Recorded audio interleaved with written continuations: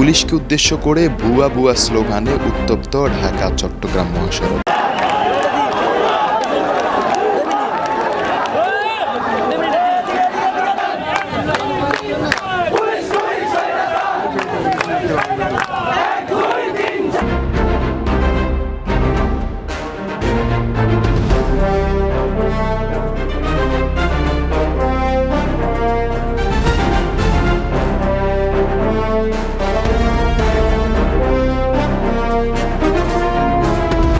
বাংলাদেশের অন্যতম ব্যস্ততম সড়ক ঢাকা-চট্টগ্রাম মহাসড়ক।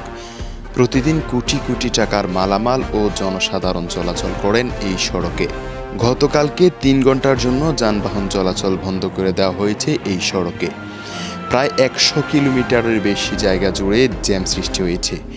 তারপরও কেন রইসুদ্দিনের হত্যাকারীদের বিচার হচ্ছে না? আমাদের গাজীপুরে রইসকে নির্মমভাবে পরিকল্পিতভাবে হত্যা করা হয়েছে। আসলে একজন মানুষ হিসাবে, একজন মুসলমান হিসাবে আমরা আসলে এটা ব্যথিত। আজকে জানেন আপনারা কুমিল্লা বিভিন্ন স্কুল, কলেজ, ভার্সিটি থেকে শুরু করে সর্বসাধারণ মানুষ আজকে রাস্তায় নেমে এসেছে। আমরা দেখেছি জুলাই বিপ্লবের পরে এই দেশে আসলে এই রাস্তায় এই মহাসড়ক অবরোধের পক্ষে আমরা না, কারণ এখানে দীর্ঘতম ব্যস্ততম একটা যানজট শহর। এখানে কোটি কোটি টাকার বিজনেস এখানে হয়। এই যে মানুষের ভোগান্তি একটা শুধু কেন? বিচারের জন্য। আসলে আমরাও একজন মানুষ হিসেবে আমরা লজ্জিত যে এই জুলাই বিপ্লবের পরে আমি আমার ভাইয়ের বিচারের জন্য রাস্তার নামতে হয়, এটা আমাদের জন্য লজ্জিত।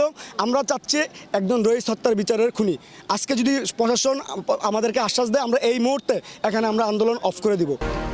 গাজীপুরে হযরত মাওলানা রইসুদ্দিনের হত্যাকারীদের শাস্তির দাবিতে গতকাল সারা দেশে ৩ ঘন্টার অবরোধ পালন করেন আহলে সুন্নাত ওয়াল জামায়াতের নেতাকর্মীরা। আন্দোলনকারীরা সকাল ৯টায় ঢাকা-চট্টগ্রাম সড়কের বিশ্ব রোডে অবস্থান করেন এবং সকল যানবাহন চলাচল বন্ধ করে দেন। যদি প্রশাসন খুনিদেরকে অ্যারেস্ট করে ফাঁসির রায় না কার্যকর না করে, আমরা সুন্নি জনতা আরো কঠোর আন্দোলন আমাদের আসবে।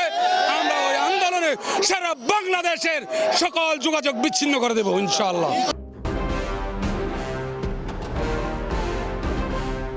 রইসুদ্দিনের হত্যায় পুলিশের ভূমিকা থাকায় পুলিশ দেখে বুয়া বুয়া স্লোগানে উত্তপ্ত করেন ঢাকা-চট্টগ্রাম সড়ক।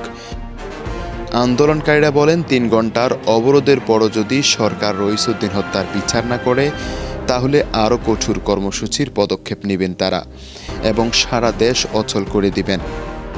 আমাদের একটাই কথা, যতক্ষণ না পর্যন্ত মাওলানা রইসুদ্দিনের হত্যাকারীদের গ্রেফতার এবং বিচারের আওতায় আনা না হবে, ততক্ষণ পর্যন্ত আমরা ময়দান ছাড়ব।